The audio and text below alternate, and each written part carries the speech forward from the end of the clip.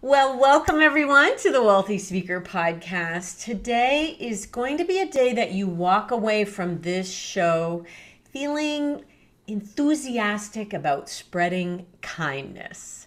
And if you don't already know the name Shola Richards, I think you're going to be following him by the time we are done. Hey, welcome to the podcast, Shola. Oh my gosh, Jane, thank you. For the listeners out there, like this is a dream come true. Behind me on the bookshelf, I have every book Jane has ever written. She is actually literally the reason why I decided to jump into speaking when I was working full time and make that leap. So it's just such an honor, Jane. I'm Yes. saying this for the first time to you on your podcast. You changed my life and you know your stuff, man. I'm so Oh grateful my to be here. gosh, I had no idea that that was going to happen. You are my It's all true. I've been your Les Brown for you. Les Brown is the reason why I Oh, got into this business. And so he's kind of my origin story. And I love that you just shared that. Oh, ah. Well, you were introduced to me through Chris West, the mm. famous Chris West. Oh And yes. actually, right after you, I'm going to be interviewing Cassandra Worthy. Oh my gosh. And so he has introduced me to some incredible superstars. And you told me a fun story about listening to Brand Camp at the beginning of the pandemic. Tell me about that. Oh yeah. So first of all, if you're not working with Chris West, I don't know if you're choosing to be a speaker, like that's an absolute must. So that's a side note. So Jane and Chris West, they decided to pair up together and put out these series on Facebook Live called Brand Camp. And I had just subsequently lost all my business during the pandemic, which was another story which you can share if we get into it.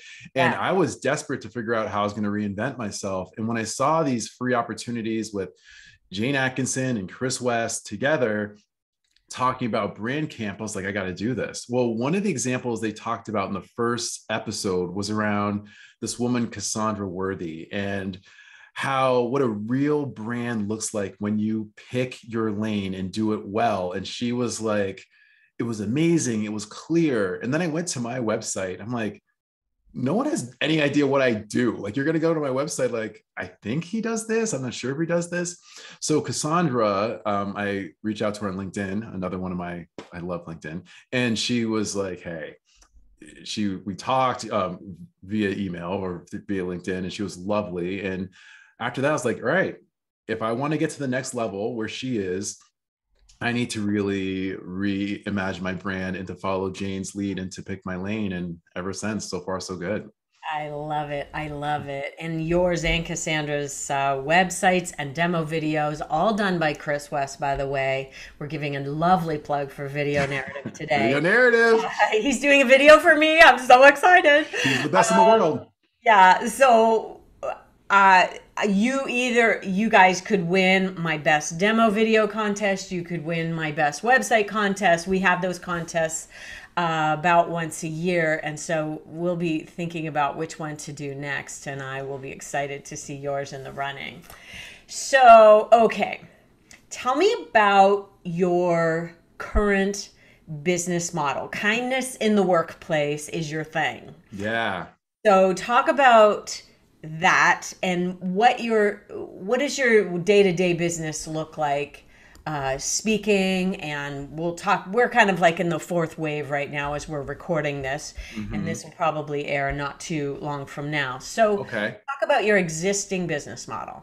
Yeah. So right now, there's a few things that I do. So like most speakers, I speak virtually and I now speak in person. And a lot of my business comes from the using the speech as an entryway into deeper business, which is not uncommon in this line of work, right? Love So it. before, when I got started, I was like, a paid mercenary, like, you eat what you kill Transactional. type of a thing, very transactional, right? You go in there, you give a speech, you get a check, hopefully, and then you go on and find someone else and you keep this going. But the challenge is, you can't really change the world in an hour. I don't care how good you are. So, in order for behavior to stick, my background is in training and development. So, I want learning to stick. So, to have a follow up program where it's like, hey, I'm so glad you enjoyed that keynote. If you really want to understand the depth of how to create an environment of civility in your workplace, this is going to require deeper training with staff, some leadership training as well. And if you already have them in an emotional place where they already like you, right? Ostensibly, you did a good job on stage, and it's Right. like, hey, now I want to go deeper. It's such a great opportunity. And I just found this out, quite frankly, shortly after brand camp. Mhm. And that's when I started thinking like, all right, I got to go deeper. I got to figure out how to just offer not just a keynote, but follow-up training as well. So my business model is speeches, my all-time favorite, and Yeah. then trainings to go a little bit deeper, and then some coaching when required. And that's really changed my business overnight, quite frankly. Beautiful. And Chris and I have kind of dissected this whole idea. You're moving from like a transaction towards transforming a workplace. It's really a cultural change that you're trying to make when you're talking about kindness in the workplace. And that's not going to come overnight. That takes No. conversation after conversation after conversation about it, and role playing and all kinds of interesting things. It Okay. does. Can I throw one thing in there, Jane? Because I Yes, want to please give you do. one real quick plug because of the importance of picking your lane. And so after the brand camp thing, I was like, all right, and seeing Cassandra's website, I have to really be clear about my lane. I'm hearing Jane Atkinson in my head, and it's like, choose a lane, pick a lane. So I really wanted to dive into civility, and really civility and kindness in the workplace. Long story short, and I'm not sure if you know this, at the time of this taping, last week, I was called into Capitol Hill to testify on Capitol Hill to give Congress suggestions on how to make Congress more civil and work for the American people. Oh So that my. would have never happened if I did not have a clear. It literally was called to Capitol Hill to testify on how we can bring more civility to Congress so they can bring it to the American people. And that comes down to your work. While I was prepping for today's show, I thought to myself, you know, wouldn't it be nice if it started at the top with politics and made its way down? Like, I really was thinking about how politicians needed to hear this message about kindness in the workplace and civility. Mm-hmm. And you've done it. That is so amazing. Congratulations. That must have been quite the experience. Like, It, how was that the speech of your life? Oh yeah, because I mean, you're giving a 5 minute testimony, and then you're answering questions for 2 hours from lawmakers, and it's truly bipartisan, and it's such a great opportunity. But it's funny because when I wasn't, they would have never found me 6 months ago or a year ago when I wasn't clear on what it is that I did. Even I had an opportunity to speak at the Global Leadership Summit a few months before, and Right. that would have never happened either without clarity of mission. And that's why I feel like, regardless of what it is that you choose to do as a speaker, if you have clarity on your side, you're going to have people finding you and really realizing your value. So good. So good. Well, I'm so excited for you that people at the highest levels of everything are finding you. The leaders of the world are finding Shola Richards because he picked a lane, ladies and gentlemen. And also, sometimes I think you have to nuance your language. Civility is one piece of the puzzle, Mm-hmm. but I would have maybe said to you at one point, but just remember, you might not be selling civility. You're selling kindness in the workplace, which is Mm-hmm. the language that I think a lot of people really kind of understand and lean into. They And do. when you say kindness in the workplace, we know there's a million applications for civility. Mm-hmm. But when you say those words, kindness in the workplace, now I understand exactly how you're applying it, your work. Mm-hmm. And so I think that's where you can get the biggest bang for your buck. And I think that's just an observation. Sometimes you think you're selling one thing, but really what you're selling is the outcome of that thing. Yeah, it's like putting, crumpling up vegetables and putting it in the pizza sauce for your kids. It's like, it's like they don't want to eat the vegetables straight up, but if you put a little hide in the pizza sauce, and here's some pizza girls, and all of a sudden they're diving in. Sneaky, sneaky, sneaky. I Gotta love do it. it. Camouflaging. I have 6 grandchildren, by the way, so Oh wow. we understand the You idea get of it. hiding vegetables. You get it. We get it. We get it. All right. So you came to this particular topic through some pain in your own life. Yeah. Talk a little bit about how you arrived here and your backstory. Yeah, for sure. So I'm very transparent about this because I think it's important. There's a lot of people who are struggling in some way, and maybe it gives them permission to not feel alone, for a lack of a better way of putting it. But many, many years ago, 15, 16, 17 years ago, I worked in a work environment that was awful, soul destroying. I mean, deeply toxic, bullying, harassment, all sorts of things. And I tried to get help. I tried to talk to leaders and HR and all those type of people, but no one really took me seriously. One example that is incredibly cartoonish about how bad things got, when it was clear that I was not welcome on this particular work team, they would like basically I'd bring my sandwich to work, like a turkey sandwich. I'd put it in the break room fridge, and these people would use that opportunity to go to the break room fridge, pull my sandwich out of my lunch bag, step on it, like literally step on it, Jane, so I could see the footprint in the bread, and then put it back into my lunch bag. And Wow. there's far more atrocities that I won't bore you with, but I fell into a very deep depression Hmm. because of this. And I live in Los Angeles. That's where I'm broadcasting from. And one morning while driving to this job, I'm like, I'm done. I'm done. And I wish I could tell you that I was saying I was done with the job. Fortunately, that wasn't it. I decided that I was going to take my own life. And more than just thinking about it, I actually attempted. While driving down the 405 freeway here in LA, Los Angeles, I attempted to drive my car off the overpass in an attempt to make it look like an accident. And for reasons that I'm not quite clear on, but super grateful for, the guardrail held. I came back into incoming traffic, and I spent the better part of like almost 2 decades not just trying to unpack what happened in that moment, but to understand, like, am I the only person who's dealing with this type of stuff? And I wasn't. 65 million Americans are dealing with the toxic workplace. I mean, that's more than the population of 14 or 15 US states. And I kept saying over and over, why is anyone doing anything? Why is anyone doing anything? Then one of my buddies like, you're somebody, why don't you do something about it? I was like, oh, and here I Oh, am.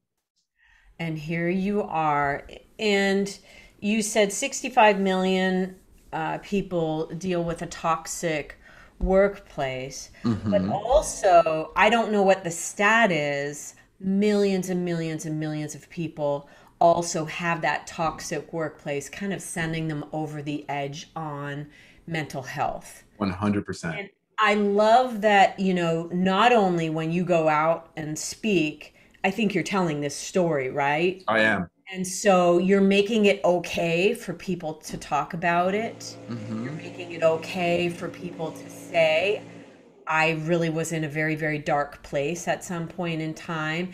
And you're also making it not okay for workplace bullying and other things like that. And so the work that you're doing in the world is so incredibly important. Now, you felt clearly called to deliver this topic, but did you kind of feel like you were ahead of the curve a little bit, ahead of your time? Because it probably felt like a bit of an uphill battle at the beginning, right? It did. I mean, you think about like, movements like the Me Too movement and others where it's like, it's kind of now that it's been around for a while, it's like, why weren't people doing this before? You know what I mean? It's like, but the Yeah. reason why it's like the world wasn't quite ready for it. And even the term kindness in the workplace, people are like, okay, it's work. What is, Yeah. when we What do be you all expect? fluffy and like Yeah. Yeah. hug people when and they have this really bizarre idea of what kindness means. Kindness is hard. It's like having difficult conversations, being respectful, potentially when needed to fire someone, standing up for your company's values instead of letting people trample on them all day long. It is hard stuff. But I think when people have ideas around, like, whether it's the Me Too movement or certainly what I do with creating healthy workplaces, there was a battle at first to get people to just listen to me. I mean, Jane, so many free gigs I did just Yeah. to be like, I just need someone to listen to me. And if they do, then maybe they'll be like, hey, this guy has a message that's worth sharing. But I had to keep getting it out there. And in the process, hone my message so it was clear and concise and hopefully actionable. And here you are today, busy, going out at a very healthy fee. getting called to Congress. My goodness, that is so freaking cool. You know, this business has evolved. Me Too has helped that along. I think George Floyd has helped that along. Yep. I think workplace situations have kind of, bubbled up, and it's now no longer, okay to do some of the things that were being done in the workplace before. I think we're seeing the diversity and equality and equity movement is front and center. Tell me about the changes that you've even seen just in the last like 2 or 3 years in terms of getting hired. I'm thinking that maybe you are seeing, as a Black man, people can't see you on the podcast, but if Awesome. they, Bummer. I got dressed up for this. they'll I'm be kidding. we put these out on YouTube. That's right. Make sure to But tune into YouTube. Don't just listen to it on Apple. Go on YouTube so you can see me. He's a good-looking Black man. You are so sweet. So, I mean, I'm wondering whether or not you're seeing a more diverse group of people up on the stage with you today than you might have seen 5 years ago. Heck yeah. And it's a beautiful thing because it's not just, I've heard from a lot of meeting organizers who are like, gosh, like we've had a steady stream of old white men coming across the stage, and it's nice to hear different perspectives. And it's not just racial diversity, but also in terms of sexual orientation, also in terms of people's physical ability. You're seeing so much on stage that is representative of the world that we live in.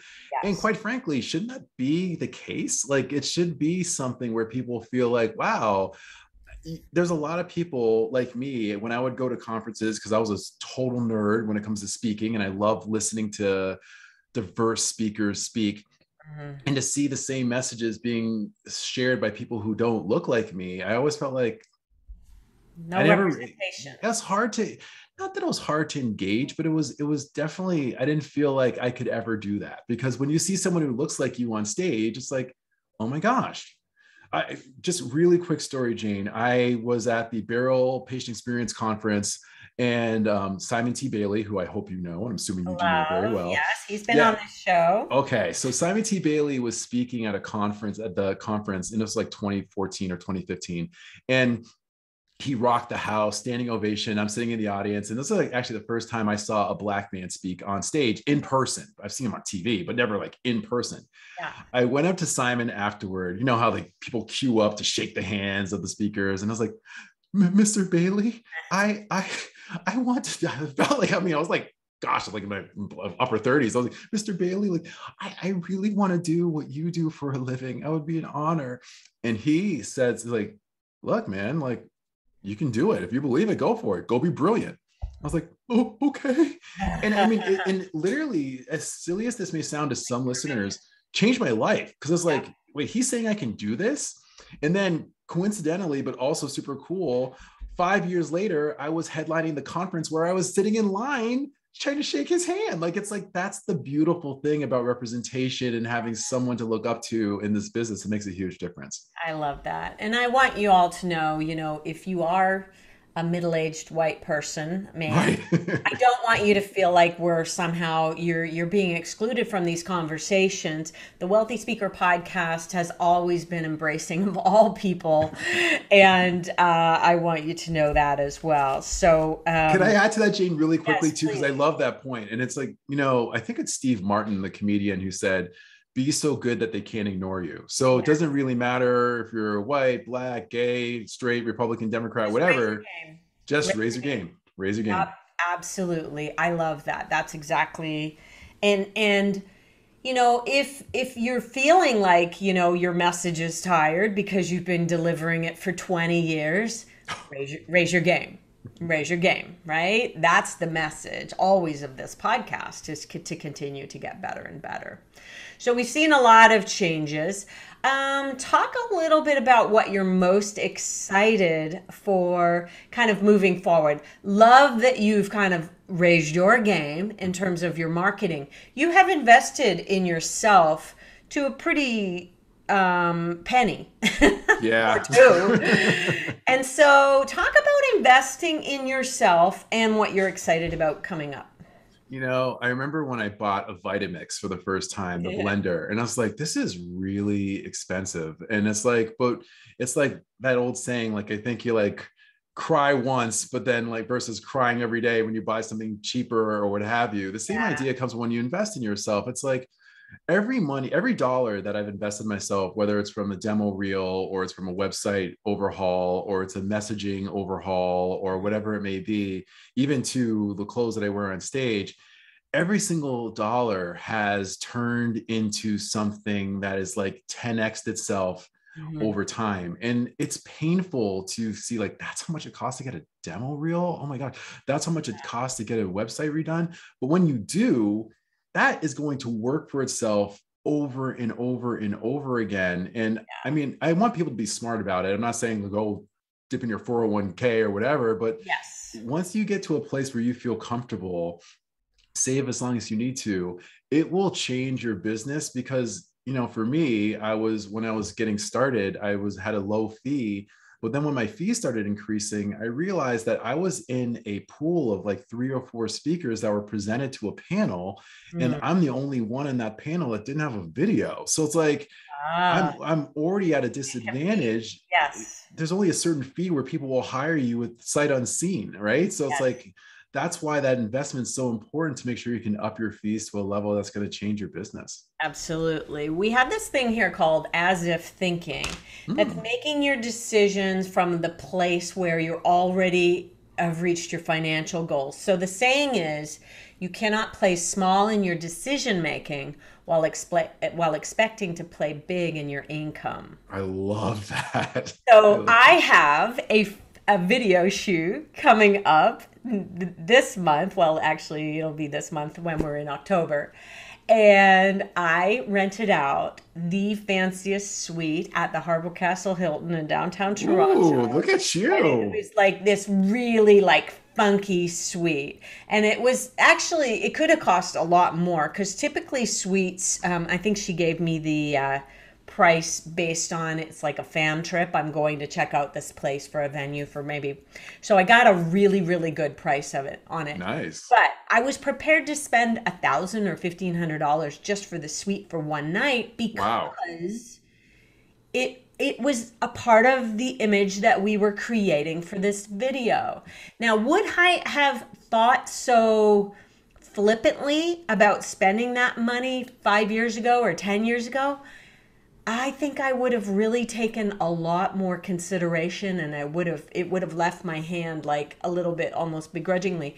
But now it's just like that's just the cost of doing business. Yep. That is the cost of playing at this level that I want to be playing at. Hmm. And so it's a no-brainer. Well, I'll tell you, I love this concept of as if thinking, because I tend to be very much into, not to sound too woo-woo, but the energy of the universe and what I'm able to bring to me and what I'm able to put out into the world. And like, Yes.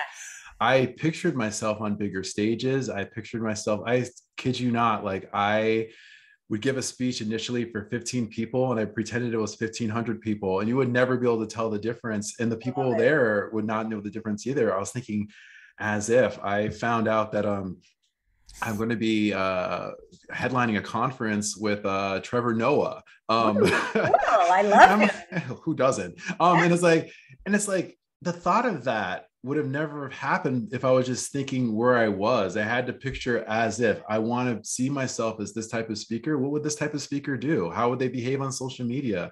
How Yeah. would they respond to emails? How would they put out content? And this changes you at a truly metaphysical level, and it helps to bring things to you in a way that it wouldn't before. I hope that's not too Mm. out there, but it just makes it I just love, first of all, I live in the land of woo woo, so I love it. okay. So we're in the same land. But here's something else that would be just kind of a nice way for us to close out this conversation. Think about your speaking business and check in on your congruence with your message. Oh yeah. Okay, so you speak on kindness in the workplace. And so if I came up on you and you were standing at the front desk of the hotel chewing out the desk person, I would be like, isn't that Shola? And didn't he just talk to us about kindness? Hello, right? Incongruent. Oh, And thank so you. walking your talk And really, yes, there's a certain level about attraction and bringing things to you, but there's also that whole karma piece here. Yep. But really think about what is it that you're preaching out there, and make sure that you are practicing it at every level of your customer service. And so you, as someone who speaks on kindness in the workplace, probably can't be answering the phone in an angry mood and, bitching out somebody or whatever it might be. I mean, really, you're going to have to really be respectful. And I'm thinking that's who you are anyway, so it's no big deal. But it's just something to think about for everybody. What are you preaching out there? Yes, it's so important. And I mean, I think, and I love that you said for everyone, because I think you run into people who can be kind to the people who can Help air them. quotes, do something for them, right? Help them, Yes. right? So it's I love to be a good thanker. So I love to thank people after taking the time to hire me or even have a call, exploratory call. The AV team that is working so hard to put on a good performance for people. I remember I went to a talk and there was a woman who did a talk on compassion, and she was giving a talk on compassion, and the went on after her. The AV was not working well, and the mic was kind of cutting in and out.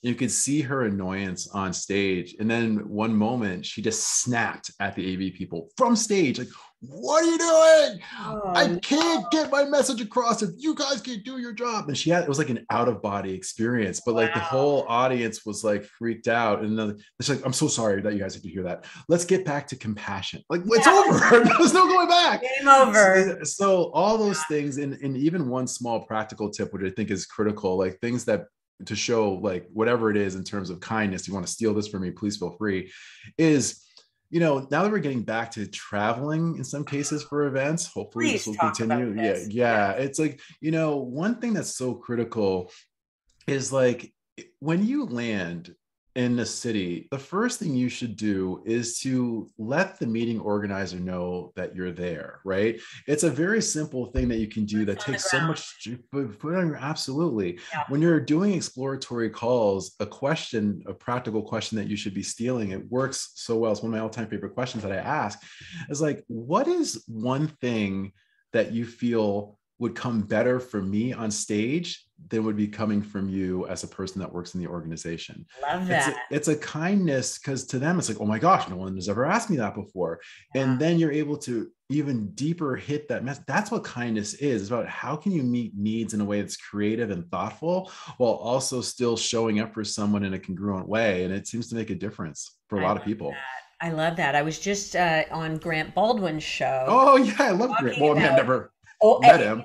Today's day and age, that we want to be over communicative to the client. So find out their text number and make sure that you inform them. "I'm sitting on the plane. It's looking good." Like, we're nervous when we're waiting for somebody to come in to our event. We will not rest until we know boots are on the ground. Yes. The eagle has landed, for lack of any other weird sayings. But yeah, they really, really, really want to know. So over communicate every step of the journey. And this is all a part of the philosophy that we have over here at the Wealthy Speaker School. Head off problems at the pass. Yes. Do not wait until it turns into a problem. Just say, "Hey, I'm booking this flight and I wanted to let you know, I didn't know what you expected for cost, but it's $1,000. Is that what you were expecting?" Yep. "Yes, go ahead and book it, blah, blah, blah."